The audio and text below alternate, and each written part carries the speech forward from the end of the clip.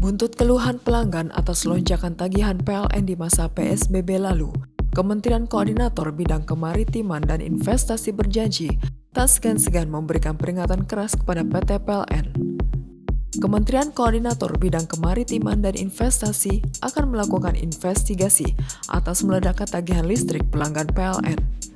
Deputi Bidang Koordinasi Kedaulatan Maritim dan Energi Kemenko Maritim dan Investasi, Purbaya Yudi Sadewa mengatakan, bila PLN terbukti melakukan pelanggaran, maka Kemenko Maritim dan Investasi akan memberikan peringatan keras agar PLN memperlakukan konsumen dengan baik. Polemik lonjakan tagihan listrik PLN memang terus bergulir. Keluhan masyarakat atas mahalnya harga listrik per Juni 2020 pun muncul di berbagai media sosial. Ada pelanggan yang mengeluhkan tarif listriknya per Juni naik lebih dari 100%. PLN sendiri mengaku kaget dengan respon masyarakat soal tagihan listrik yang dinilai membengkak.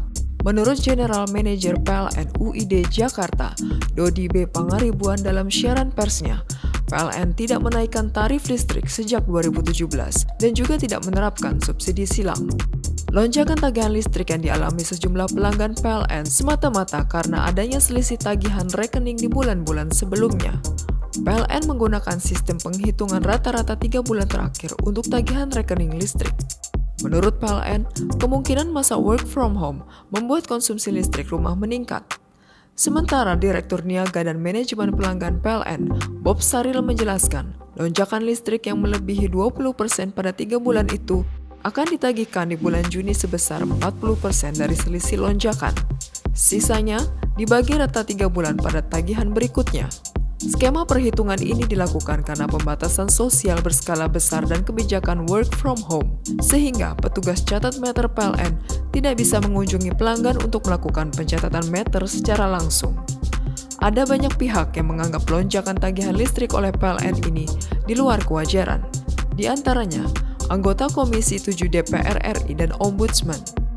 PLN juga mengatakan ada 4,3 juta pelanggan yang mengalami lonjakan tagihan listrik di atas 20% pada Juni 2020. Dari jumlah tersebut, ada 2,4 juta pelanggan yang mengalami kenaikan listrik di atas 20% hingga 50%. Dan hanya 6% pelanggan yang mengalami kenaikan 200%.